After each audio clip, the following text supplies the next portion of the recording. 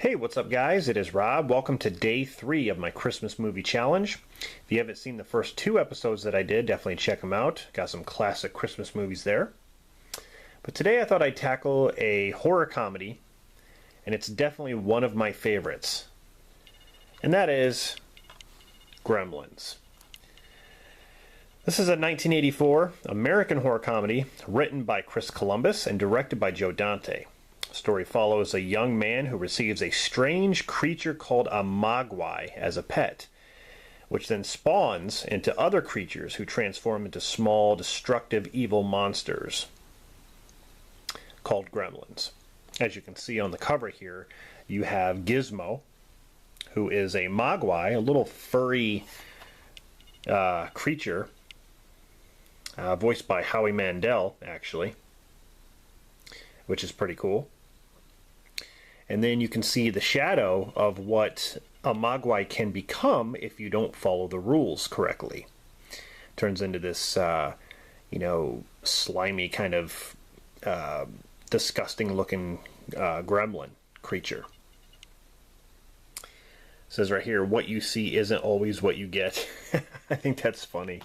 But this is the 25th anniversary edition on Blu-ray, which includes, a bunch of special features like 10 minutes of additional scenes and making of and commentaries and stuff like that. So, yeah, I this is one of my favorite films of all time. Not just, Christmas or horror. It's just so well done. But it does, take place around Christmas. So I thought I'd add it to the list. But you got Zach Galligan, who was actually unknown before his role here. Phoebe Cates, she was in Fast Times at Ridgemont High, as well as many others. Steven Spielberg was, he was an executive producer. And he was followed by a sequel, Gremlins 2, The New Batch, which I actually do like, but I think I like this one a lot more. This was actually a commercial success. I mean, you're talking a lot of money. It had like an $11 million budget, which they used puppets. And Phoebe Cates talks about how, the scene at the bar where all the gremlins are in there, she had to deal with like 6 or 7 that were at the bar, and they were puppets. And, she talks about like how they were so well done. It had $11 million budget, and it made $212 million at the box office. So, very successful in for what they had. But it was heavily criticized for its violent sequences. I mean, we're talking about a PG movie here. But there were similar complaints to Indiana Jones and Temple of Doom, where Spielberg actually suggested that the MPAA alter its rating system. So instead of PG, we get PG-13. And it did that within 2 months of the film's release. So, that's kind of interesting, because Temple of Doom, in my opinion, is way more violent. I mean, the scenes here are violent, but, Temple of Doom is, I think, far more excessive in that category. But, you got music by Jerry Goldsmith, and this has a fantastic soundtrack with some good Christmas songs, but a great theme. When the Gremlins show up, they have their own theme. Gizmo has his own kind of lighthearted theme. It's pretty cool. This came out 2 years after I was born. It's just always been, one of my favorite movies to watch. And like I said, not only around Christmas, but anytime, actually, if I'm feeling in a mood for a horror movie. You got Corey Feldman, Jonathan Banks, Edward Andrews. You got Dick Miller. Like I said, Howie Mandel did Gizmo. Frank Welker did the voice of Stripe, which you've seen right here. You can see the stripe right there. Stripe is basically the leader of the Gremlins. You got Don Steele, Marvin Miller. Steven Spielberg actually appears in this movie. He does a cameo as a man riding a bicycle. You have Jerry Goldsmith. Of course, he did the music, like I said. He was the man in the phone booth. Just a lot of things happening in this movie.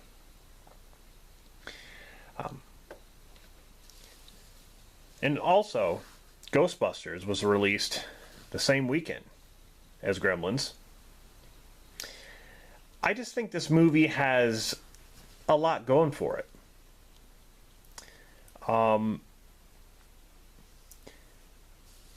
I love the idea of this little creature where if you feed him after midnight, if you get him wet, or if you expose him to sunlight, something alters this creature.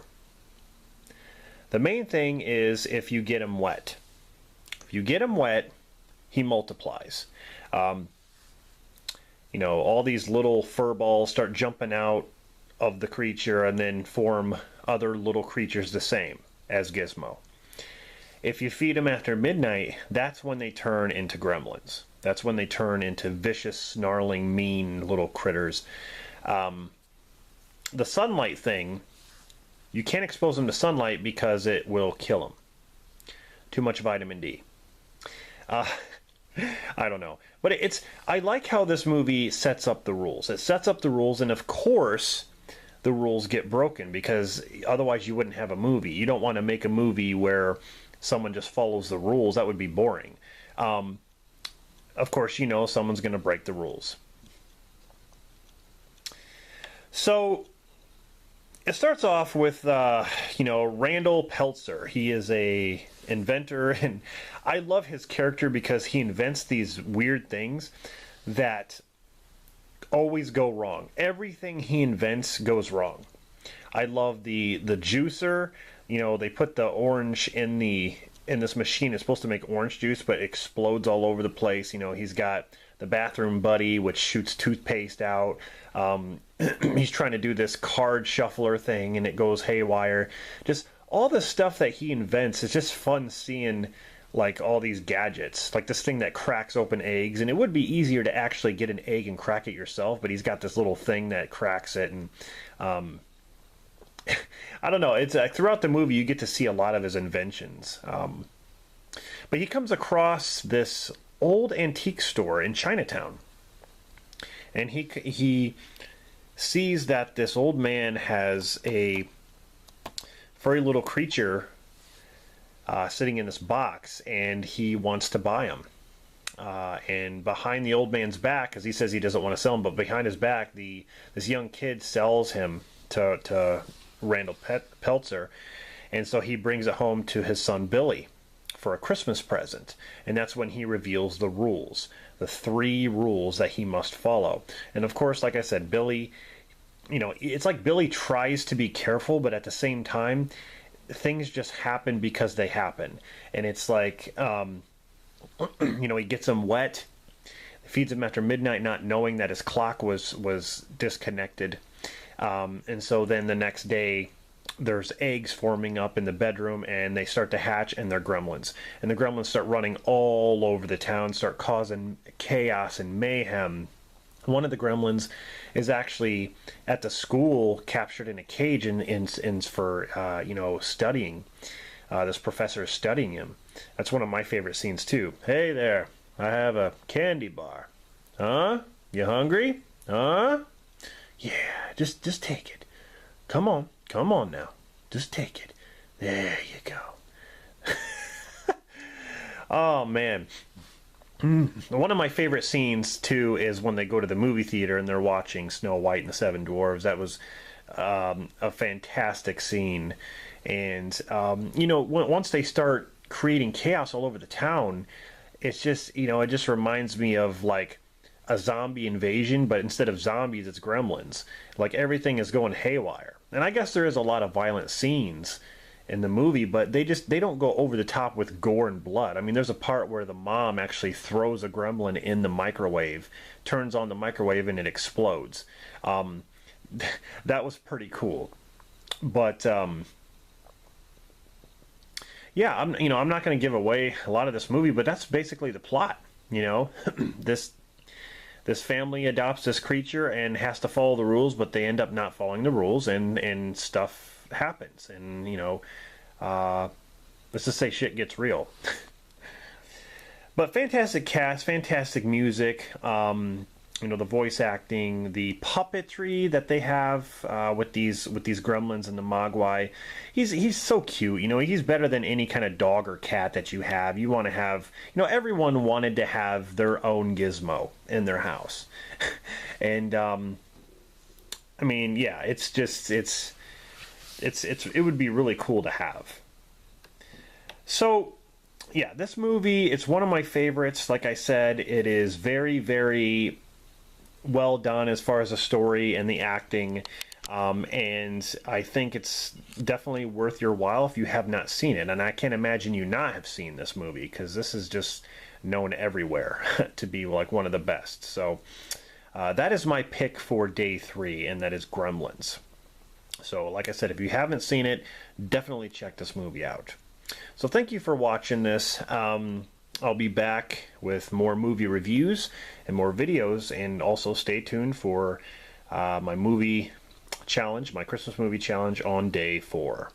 See you next time.